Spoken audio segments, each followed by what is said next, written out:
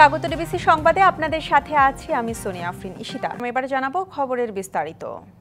আম্বয়ানের মধ্য দিয়ে শুরু হয়েছে বিশ্ব ইজতেমার দ্বিতীয় দিনের কার্যক্রম। কাল আখেরি মোনাজাতের মধ্য দিয়ে শেষ হবে প্রথম পর্বের ইজতেমা। ফজরের নামাজের পর উর্দুতে বয়ান করেন তাবলিগ জামাতের পাকিস্তানের শীর্ষ মুরব্বী মাওলানা খোরশেদ। ভোর থেকে শীত উপেক্ষা করে লাখ লাখ ধর্মপ্রাণ মানুষ জড়ো হয়েছেন টঙ্গীর তুরাগ তীরে। দিনব্যাপী চলবে ইজতেমার নানাবিধ কার্যক্রম। জোহরের নামাজের পর বয়ান করবেন মাওলানা ইসমাইল গোধরা। এদিকে অসুস্থতাজনিত কারণে এবারের ইজতেমায় ৩ জনের মৃত্যুর খবর পাওয়া গেছে। ইজতেমার সার্বিক বিষয়ের কথা বলেছেন Gazipur metropolitan police commissioner doctor Nazmul Karim Khan. জানান, কেউ বিভ্রান্ত ছড়াতে পারছে না, কেউ গুজব ছড়াতে পারবেও না।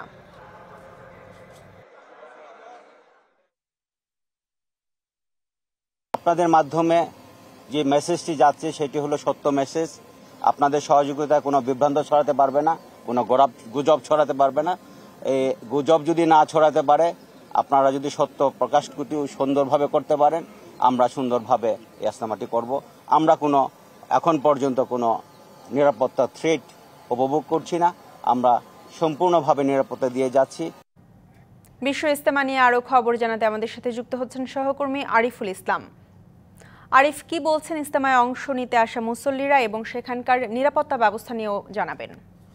যে বিশ্ব ইজতেমা যারা সাথী হিসেবে এসেছেন কিংবা এখানে অংশগ্রহণ করেছেন, প্রত্যেকেই তারা কিন্তু বিভিন্ন খিত্তায় এখন বর্তমানে জিম্মাদার যিনি আছেন তার অধীনে তারা বিভিন্ন যে সকাল থেকেই বয়ান চলছিল, সেই বয়ানটি এখন আপাতত বন্ধ আছে। সেই বয়ানের যে আমলনামা, সেই আমলের বিষয়ে কিন্তু বিভিন্ন খিত্তায় আলোচনা চলছে এবং কি সেখান থেকে তাদেরকে নতুন করে আবার 3 দিনের সময় দেওয়ার বিষয়টি আল্লাহর রাস্তায়, এছাড়া 40 1 চিল্লা 2 চিল্লা 3 চিল্লা এরকমভাবে কিন্তু তাদেরকে বোঝানো হচ্ছে যে আল্লাহর রাস্তায় বা ইসলামের দাওয়াত পৌঁছে দেওয়ার জন্য কাজ করে যেতে হবে। সেই বিষয়গুলো নিয়ে কিন্তু এই খিত্তাগুলোর মধ্যে আলোচনা হচ্ছিল, সেই আলোচনাগুলোই কিন্তু আমরা শুনছিলাম।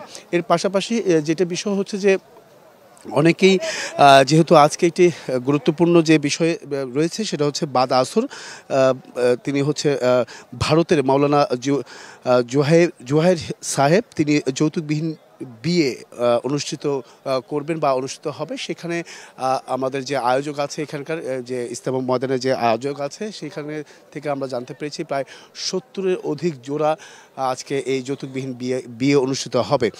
সেটা হবে হচ্ছে বাদ আসর। আর এই ক্ষেত্রে আরেকটি বিষয় জানিয়ে রাখি, বাদ মাগরিব যিনি বয়ান করবেন ভারতের মাওলানা ইব্রাহিম দেওলাত, তিনি হচ্ছে বাদ মাগরিব বয়ান করবেন। এর পরবর্তীতে আগামীকাল যে আখেরি মোনাজাত, সেই আখেরি মোনাজাত সম্পন্ন হবে 9টা থেকে 9:15-র মধ্যে। সেই বিষয়টাও কিন্তু আমাদেরকে আয়োজক সহ আইন শৃঙ্খলা বাহিনী গাজীপুর মেট্রোপলিটন পুলিশ আমাদেরকে কিন্তু জানিয়েছেন যে আগামীকাল সকাল এই ক্ষেত্রে যে আখেরি মোনাজাত উপলক্ষে বগুড়া যে বাইপাস রয়েছে, সেই বাইপাসটি বন্ধ থাকবে বলেও কিন্তু জানিয়েছেন। এই কারণেই তারা বলছেন যাত্রী বা পথচারী যারাই আছেন না কেন, তারা এই পথটি ব্যবহার করবেন না। তার পাশাপাশি বাড়তি সতর্কতা অবলম্বন বা সতর্ক অবস্থানে রয়েছে কিন্তু আইন শৃঙ্খলা বাহিনী। সব কিছু মিলে বলা যায় যে এবারে যে স্বচ্ছভাবে হোক বা কোনো ধরনের বিশৃঙ্খলা সৃষ্টি হয়নি এখন পর্যন্ত, সেই বিষয়গুলো কিন্তু তুলে ধরেছেন এই গাজীপুর মেট্রোপলিটন পুলিশ। তবে এমনকি আয়োজকরাও বলছেন যে আগামীতে যে পর্বটি রয়েছে 3 তারিখ থেকে 5 তারিখ যে দ্বিতীয় পর্ব রয়েছে, সেখানেও এইভাবেই সুন্দরভাবে জমায়েত হবে এই ধর্মপ্রাণ মানুষ। বিভিন্ন দেশে বিভিন্ন প্রান্ত থেকে আসবেন তারা। নয়াপল্টনের ঠিকানা বাংলাদেশের কেন্দ্রীয় আহ্বায়ক কমিটির পরিচিতি সভায় কথা বলছেন বিএনপির সিনিয়র যুগ্ম মহাসচিব রুহুল কবির রিজভী। আমরা সরাসরি চলে যাচ্ছি সেখানে। বিনা উস্কানিতে গুলি চালাতো, আমাদেরকে ধাওয়া করতো, আমরা তো পালিয়ে গিয়ে যে বাসায় উঠতাম, সবাই তো বিএনপির লোক নয়, কিন্তু হয়তো সমর্থক। আমাদেরকে খেতে দিয়েছে, আমাদেরকে জায়গা দিয়েছে, এরকম বহু ঘটনা ঘটেছে 16-17 বছর। এই মানুষ কারা? এই সমস্ত মানুষ যারা বিএনপিকে পছন্দ করেন, সমর্থন করেন, তারা আমাদেরকে সেই জায়গা দিয়েছে। সুতরাং তারাও যাতে নিজেরা একটা প্ল্যাটফর্মে থাকতে পারেন, সেই ধরনের একটি সংগঠন আমার মনে হয় যে ঠিকানা বাংলাদেশ হতে পারে। এবং মাসুদ এবং ওদের আরো ছোটবেলা থেকে, এবং আমার বয়স যখন আরো কম তখন থেকে ওদেরকে চিনি, অত্যন্ত ভালো। অমর একুশে বইমেলা শুরু হচ্ছে আজ। এবার বইমেলায় তুলে ধরা হবে জুলাই আগস্ট গণঅভ্যুত্থানের নানা দিক। থাকছে জুলাই চত্বরও। প্রধান উপদেষ্টা ডক্টর মোহাম্মদ ইউনূস বইমেলার উদ্বোধন করবেন বিকেলে। এবারের বইমেলায় বাড়ানো হয়েছে স্টলের সংখ্যা। বইয়ের মানের প্রতি বিশেষ গুরুত্ব দেওয়া হচ্ছে। এদিকে নাশকতার শঙ্কা না থাকলেও মেলার নিরাপত্তা ঘিরে সতর্ক পুলিশ। 24 ঘন্টায় বিশেষ নজরদারির আওতায় থাকবে পুরো এলাকা। প্রতিদিন বেলা 3টা থেকে রাত 9টা পর্যন্ত বইমেলা খোলা থাকবে। ছুটির দিনে মেলা চলবে বেলা 11টা থেকে রাত 9টা পর্যন্ত। এবারের বইমেলায় 708টি প্রকাশনা প্রতিষ্ঠান অংশ নিচ্ছে। এর মধ্যে বাংলা একাডেমি প্রাঙ্গণে 99টি এবং সোহরাওয়ার্দী উদ্যানে অংশ নিচ্ছে 609টি প্রতিষ্ঠান। ভারতীয় ভিসা দীর্ঘদিন বন্ধ থাকায় চীনকে বাংলাদেশি রোগীদের চিকিৎসা নেওয়ার জন্য বিকল্প দেশ হিসেবে ভাবা হচ্ছে। বাংলাদেশে নিযুক্ত চীনের রাষ্ট্রদূত জানিয়েছেন, কুনমিংয়ে 3টি হাসপাতাল নির্দিষ্ট করা হয়েছে বাংলাদেশিদের জন্য। তবে ট্রাভেল এজেন্সিগুলো বলছে ভিসা প্রক্রিয়া জটিল হচ্ছে দিন দিন।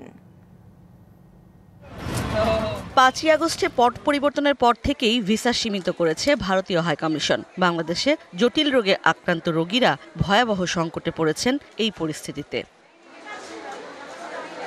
সম্প্রতি চীন সফর শেষে দেশে ফিরে পররাষ্ট্র উপদেষ্টা জানান, চিকিৎসা সেবায় বিকল্প দেশ হিসেবে চীনকে ভাবছে সরকার। এ নিয়ে সে দেশের সরকারের সাথে আলোচনাও হয়েছে।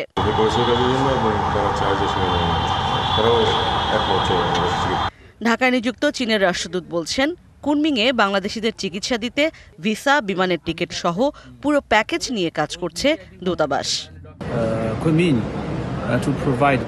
কুনমিংয়ে আমরা বাংলাদেশি রোগীদের জন্য কিছু ট্রাভেল এজেন্সির সাথে কাজ করছি, যারা প্যাকেজ সার্ভিস সরবরাহ করবে, যাতে বিমান টিকিট, আবাসন, খাবার এবং স্থানীয় যাতায়াত ব্যবস্থা অন্তর্ভুক্ত থাকবে।